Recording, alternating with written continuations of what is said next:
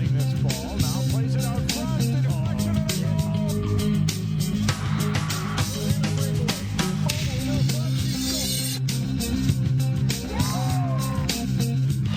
Danger will get the dunk at the buzzer for the 8th time in school history. A Maple Girls softball team is going to state.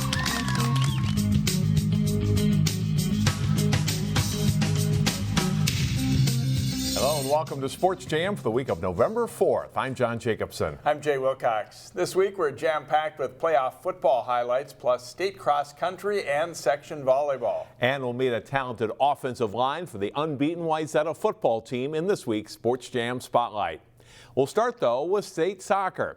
After years of being close, the Maple Grove girls soccer team is now qualified for the state tournament 3 years in a row. After a semifinal win over neighboring Champlin Park last Monday, the Crimson met another familiar foe in the championship match when they faced Centennial for the title.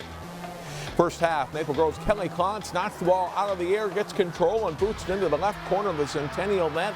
It's 1-0 Crimson at halftime. Early in the second half, and a nice turn with the ball by Emma Fournier. She lost a perfect shot over the goalkeeper, under the crossbar and in. The goal puts the Crimson ahead 2-0. Under 20 minutes to play and the Cougars score. Kaya Harper elevates for the header goal off the corner kick. The All-Metro forward makes it 2-1. Crimson goalie Sarah Cortez thwarts all other Centennial scoring chances the rest of the way, keeping the ball away from the Cougars forward here. And after finishing as state runner-up 2 years ago, the Crimson celebrate their first state title. 2-1 is the final.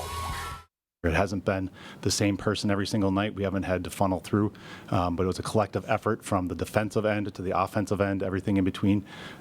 Super proud of the entire group, the way they played, and when you win a championship, it's going to be that way, but we definitely had a fight the entire 80 minutes. Well, I kind of haven't scored for like a hot minute before this, but like I kind of get a little bit more adrenaline when there's like actually fans at our games. So, like that was kind of nice, but yeah, it was kind of unexpected, but I'm not mad about it. It's just such an unbelievable feeling. It doesn't feel real because you just don't expect it. But when you look back and you just see how talented our team is and how hard everybody works, it's like we deserve to get here, and it's just amazing. Congratulations to the Crimson. A lot of talent on that team, Jay. But I don't know about going into the season. They thought this was necessarily a championship level team, but you know, there they are holding the trophy at the end. Well, when you look at some of the really talented players they've graduated the last couple of years too, you're kind of wondering where are the goals going to come from, but their program just rolling along right now. And obviously Champlin Park a little disappointed in losing the last couple, but they finished fourth. Overall, a great season for them as well. Very good year, yeah. All right, now to playoff football. Wayzata is having a fantastic season. The Trojans are unbeaten and ranked first in Class 6A. No horsing around for the Trojans as they score early and often against Eastridge. Christian Vassar gets through the hole and zips 58 yards for the score. And a 21-0 Wayzata lead in the first quarter on a big night for Vassar.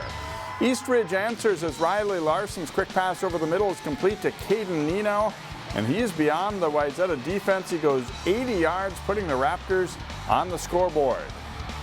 Wayzata keeps on coming though. Tom Schmidt up top and Deshaun Bush makes a great catch for a 45-yard gain here. And Vassar caps that drive with an 8-yard touchdown, and it's 35-7 Trojans in the second quarter. Wayzata gets 6 more as Schmidt sends a dart over the middle to Jake Wildermuth, and the Trojans roll into the state quarterfinals with a 56-20 victory. And here's what's next for the Trojans. Wayzata faces 8-2 Centennial Friday night at 7. That game is at Chanhassen High School. The Trojans beat the Cougars in the playoffs a year ago. We'll feature Wayzata's offensive line coming up in our Sports Jam Spotlight. Champlin Park was the lone Class 6A team with a first-round bye in the 31-team bracket. The Rebels took the field for their first playoff game when they hosted Prior Lake. Late first quarter of a scoreless game, Lakers quarterback Kyle Haas rolls out. His pass intercepted by Josh Strong. Strong returns it to the Rebels' 48-yard line. The turnover sets up a score. Early second quarter, quarterback Jace Miller leaping into the end zone for a touchdown. Rebels lead 7-0. Champlin Park's defense proves to be tough all night. Noah Link burst through here for a quarterback sack on Haas and remains 7-0 at the half. Third quarter, the Rebels defense forces another turnover. It's number 5, Devon Moore, knocking the ball loose from the receiver. Scramble for the football. Link recovers for Champlin Park. And it helps set up another score. Watch the great pass here, Miller. And maybe even a better catch by Brock Johnson in the end zone. A 23-yard touchdown. The Rebels lead at 14-0. Up 14-7 in the fourth quarter. Moore helps seal the win. Perfect form tackle by the senior on Dylan Bear in the end zone. That's a safety. Puts a cap on the scoring. Champlin Park wins 16-7 to advance to the state Class 6A playoffs. The Rebels faced Rosemont in the state quarterfinals. In a short drive to the neutral site the Rebels were assigned to, they'll face Rosemont at Park Center High School Thursday night at 7 o'clock. In other 6A games last Friday, Maple Grove lost to Lakeville South 41-14. Reed Patterson ran for 2 scores. For South, Maple Grove finishes the season with a 5-5 record. And Ticino Grace, one of the number 1 seeds, lost at home to Shakopee. The Sabres held the Eagles to just 1 touchdown. The Eagles end the year with an 8-2 record. Shakopee plays Lakeville North next. In their first year in Class 5A, Armstrong had one of its best seasons ever. They played in a section final for the first time since 2003 when they played Elk River for the Section 6 championship. Plenty of fireworks early. Caleb Jones scores on Armstrong's first drive, and it's 8-0 less than 2 minutes in. The Elks' deceptive running game strikes back as Raheem Avery is in the clear right up the middle before the Falcons realize he has the ball. A 41-yard TD and 2-point conversion tie it 8-8. Back comes Armstrong. Jake Breitbach throws to Ty Bowman on the corner route, and it's 15-8 Falcons after 1 quarter. After the Elks retake the lead, Jones takes the handoff and has plenty of turf in front of him. He wins the race to the end zone for a 50-yard touchdown. Armstrong is up 23-16. After an apparent Falcons touchdown is called back by a penalty, Breitbach is pressured and intercepted as the Elks get a key stop right before halftime. It's 24-23 Elk River at the half. The scoring pace slows though. Carter Otto plunges in for Elk River's only touchdown of the second half. They lead 32-23. With the snow flying, Armstrong forces a fumble at their 1 and they drive 99 yards, capped by a Jones TD. But the Falcons run out of time and Elk River ends Armstrong's unbeaten season with a 32-29 win. While it had been 16 years since Armstrong last section final, their District 281 neighbor Cooper played in its 4th consecutive final in Section 5A. Opening quarter against Spring Lake Park, and watch the hustle by Cooper's number 7 Cornelius Wooten here, knocking the ball away from Trey Toner before he can cross the goal line. Rolls out of the end zone. It's a touchback instead of a Panthers touchdown. No score in the second quarter when Spring Lake Park running back Henry Dennis bursts up the middle. It's a 30-yard touchdown, and it's 7-0 Panthers. Cooper comes right back. Joe Russell through the air with a perfect strike down the middle of the field to Joey Law. It's an 80-yard touchdown pass. The Hawks make the 2-point conversion and lead it 8-7. Same score, late first half. Spring Lake Park's Nick Wetzel takes the toss, breaks a tackle, and dives into the end zone for a touchdown. Point after fails, it's 13-8 at halftime. Spring Lake Park led 28-8 in the fourth quarter, and the Hawks start a comeback. Russell to Jackson Howard for the touchdown to make it 28-14. Then with just over a minute to go, another TD pass to David Connors, who fights for the ball and comes up with a catch.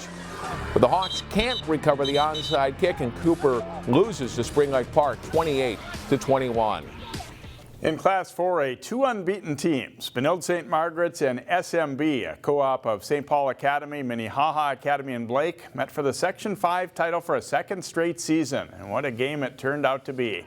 SMB controls the first quarter. Jalen Suggs goes deep to Terry Lockett for the 47-yard touchdown as the Wolfpack take a 14-0 lead after 1. Benilde storms back in the second quarter, though. William Petty on the carry, and he runs hard to score from 15 yards out. The Red Knights tie the game up 14-14. Still in the second, Nick Peterson throws in traffic to Johnny Woodford for the touchdown, and Benilde surges into the lead. It's 21-14 Red Knights at halftime.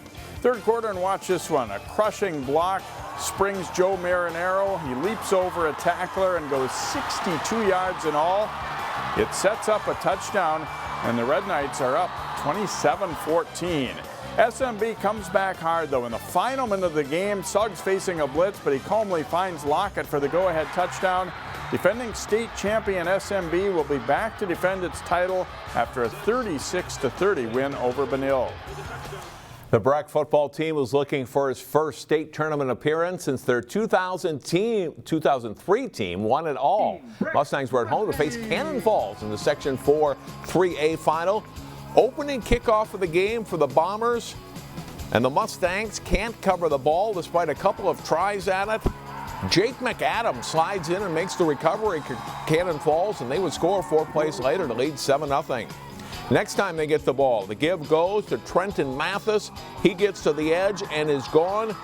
The senior goes 63 yards for a touchdown. Bombers take a 14-0 lead less than 4 minutes into the game. Still in the first quarter, and Mathis gets the call again. This time it's up the middle. He races in for his third touchdown of the game already. This one covers 33 yards. Cannon Falls up 27-0 after a quarter. Breck gets a couple of big plays late in the first half. Derek Turner takes a direct snap on the 4th down play with the punt team on. He scampers 42 yards in this play, running it all the way down to the Cannon Falls 21-yard line. A couple of plays later, Alex McKenna goes to the air. A nice grab in the end zone by Bo Cornier for the touchdown. That was about it for the Mustangs. It's 34-7 at halftime. Cannon Falls goes on to win 40-13, eliminating Breck. Jay Providence Academy lost in their section final, losing to Dassel Cokato. Except for Wayzata and Champlain Park, a disappointing Friday night for the local teams. You asked me earlier that day, okay, how many of our teams win? And let's just say I guessed a little too high. It was a kind of a tough night. Well, and Cooper and Armstrong coming close. I think Tatina Grace certainly disappointed with the way their season ended. They had such a good year, and losing to a tough Shakopee team.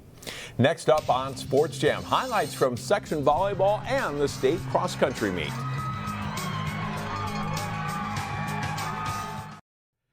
Welcome back to Sports Jam. Time to talk cross-country. The state meet wrapped up the season Saturday in some chilly conditions. The AA girls race getting started in Northfield. Stillwater junior Annalie Weaver wins the state title at a time of 17:46.1. Wayzata freshman Abby Nekanicki wraps up a great high school season, taking second at the time of 17:52.8. Also a great season for Hopkins 7th grader Sydney Drevlo, and she caps it with a 5th place finish for the Royals. The boys race is up next, and it's Oliver Pelline of St. Paul Highland Park sprinting away for the win with a time of 15:25.2. Wayzata's Shoaib Hussein finishes strong and gets 7th place here. Champlain Park's Connor Preston is 24th, and here's what Nekanicki and Hussein said after their races. Our team has gone through a lot of adversity this season. Like our 7 that ran today, we did not think, like in the beginning of the season, we would not think of who we would run with, but like it's been a lot of fun with them. We've became really good, better teammates and better friends. A year ago from now, you couldn't have told me that I was going to be racing and getting top 10 at the state championships this year. So for me to be able to come out here and do that is great. My team, they're all here watching me, so that was also good. As we check the team results, Edina easily takes the AA girls title with 55 points. Wayzata is second, and St. Michael Albertville third as Lake Conference teams take the top 3 spots. Again, Weaver's the champion and Nekanicki the top local runner. The AA boys team race is decided by 1 point as Mounds View edges Eden Prairie. Maple Grove is the local team entrant, and the Crimson place 13th. Hussein is the top local individual. Perham takes the Class A girls title for a 3rd straight year with Laverne second. Providence Academy is the local team in the race, and the Lions place 12th. Madeline Kelly of Providence places 9th. And in the Class A boys meet, local entrant Heritage Christian Academy is 14th. Travis Miller of the Eagles places 23rd and is the top local finisher. Perham is the team champion also for a 3rd year in a row. The state volleyball tournament is this week. Spots in that tournament were on the line in section play last week. Top seed Wayzata took aim at the Section 5 3A title. St. Michael Albertville, their opponent in the final. First set, and the Trojans go left side to Kate Long, and she delivers, scoring through the block for an 18-15 lead. Wayzata wins set 1, 25-19. The second set is a thriller. Olivia Johnson with the back set to Elizabeth Helmick, and the Trojans lead 14-11.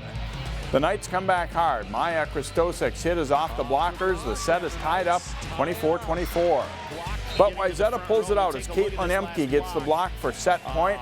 The Trojans prevail 28-26 to go up 2-0. And they keep it going in the third set. Helmick's great dig on the tip ball leads to a kill for Sophie Jesuits. The Trojans claim the Section 5 title by sweeping St. Michael Albertville.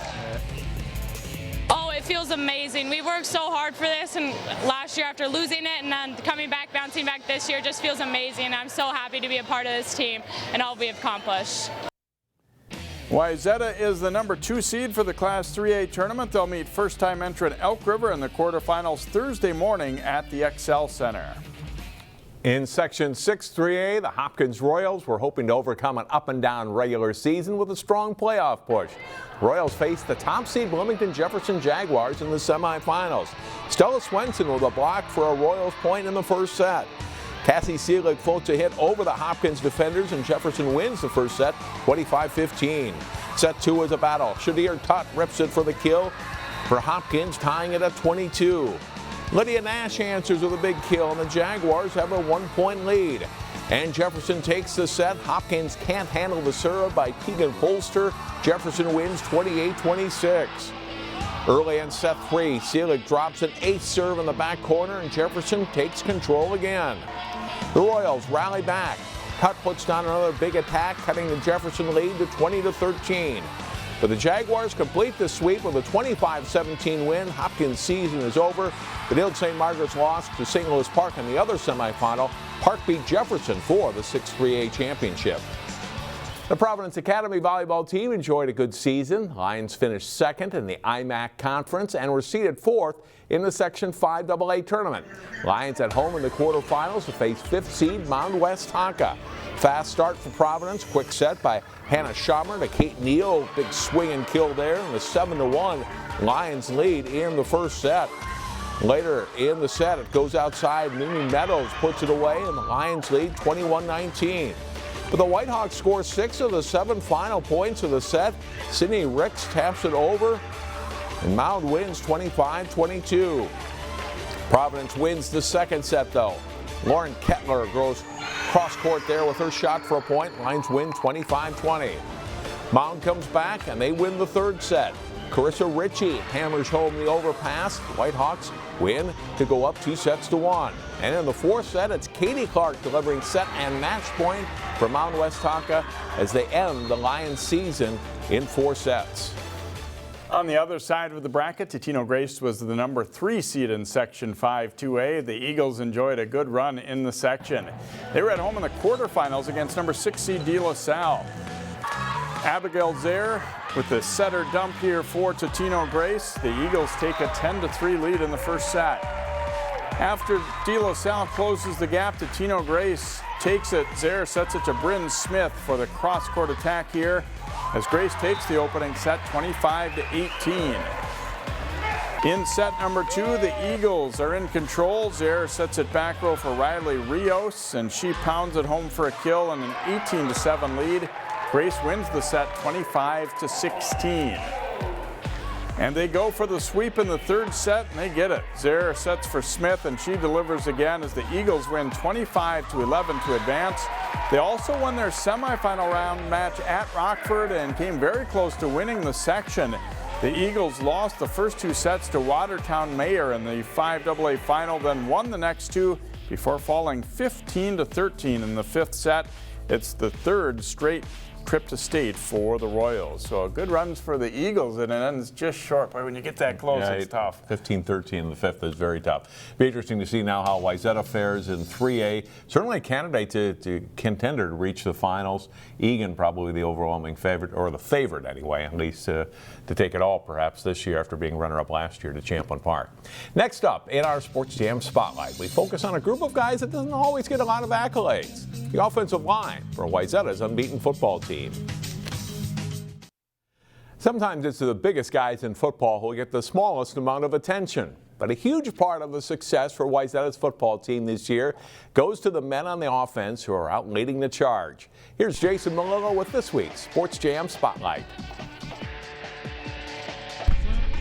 You won't hear their names called on highlights or written up in the paper very often, but Wayzata's offensive linemen are the driving force for an offense that's racked up more than 3,000 yards this season. All these guys have a lot of self-pride, and that's what it really takes to play O-line. You know, you're not getting your name in the paper every day. You know, I'm not getting interviewed all the time. You definitely have to play for each other instead of, you know, the name in the paper or stuff like that. Just play for the guy next to you. All of the skill players, you know, Christian, especially Tom Schmidt, Malachi, all those guys, they thank us for what we do because we know we're not going to get our name in the paper or the headline or all this stuff, but they really know that we make their job a lot easier. The flow of the Trojans line is impressive and the result of hard work on the field and in the film room. The group prides itself on being tough, but also smart. They got a lot of FBI is what we call it, football intelligence, I would say. They all trust each other, they all know that they're going to do their job, and they also hold each other accountable when they don't, which I think has really kind of caused them all to rise up. You know, and I think that their confidence in just their technique and their ability to go play the game and what they're doing has been really fun to watch. And these boys are a tight group off the field as well, and they like to have fun. We're really close. We you know, hang out a lot on the weekends, and I think that really helps, just build chemistry. It's awesome because we got a bunch of characters on our O-line. And they all agree the biggest character is senior guard Graham Viggers. Oh man, I just like to have fun out here, man. That's honestly, like, if you're not having fun, then what are you doing out here, you know? It just, I like playing football, I like being with the guys, you know? And it's just a great opportunity. I hope it just lasts as long as it can. Viggers is the one that branded the O-line with its nickname, the Big Sexies. What do you think, Big Sexies? I knew a couple of guys that were at like the varsity at like Maple Grove because they were like neighbors with me, and so like they called themselves the Big Sexies, and I was like, that is so cool because it's like everyone's always like calling us like the Big Uglies or whatever, but like the Big Sexies, that had just like a ring to it. That just has like an attitude. I feel like you know, you gotta like trust yourself, you gotta believe in yourself. Wayzata's offensive line controlled the pit again last Friday, and the Trojans rolled over East Ridge and into the state quarterfinals. With the Big Sexies doing their thing and Wayzata's playmakers doing theirs, the Trojans have a real chance to be playing on Thanksgiving weekend. Well, that big line will try to push their weight around again come Friday night when the Trojans play Centennial in the state Class 6A quarterfinals at Chanhassen High School. We'll be right back. Don't forget to vote for our Play of the Week, sponsored by Chick-fil-A of Maple Grove. Each week, 4 top prep plays are on our website for you to vote on. Go to ccxmedia.org, click on the Sports tab, and then go to the CCX Sports Play of the Week to cast your vote. 4 new plays are up now. And here's last week's winner. Carter Tibbetts pass to Julian Dietrich, who makes a great grab on the ball. This play covers 44 yards and sets up a Trojans touchdown in the first half of Wayzata's football blowout win over Egan. Don't forget to cast your vote for this week now. We'll be right back. You're invited to the Brooklyn Park Mayor's Prayer Breakfast on Friday, November 22nd at the Marriott Northwest. Find out more at ccxmedia.org under Cities and in the Community. This week's Game of the Week is a Class 6A football quarterfinal round game featuring the Centennial Cougars and the Wayzata Trojans. The game is Friday night at Chanhassen High School at 7 o'clock. State High School League policy does not allow us to televise the game live. You can, however, see it on CCX1, Channel 799, and ccxmedia.org Friday at 10 p.m. We'll also be televising Wayzata volleyball Thursday morning at State against Elk River and Champlin Park football that night against Rosemont. Check our program guide online for the replay times of those games. And that will do it for this week's show. Next week, we'll have highlights from state football and volleyball and section swimming. See you then.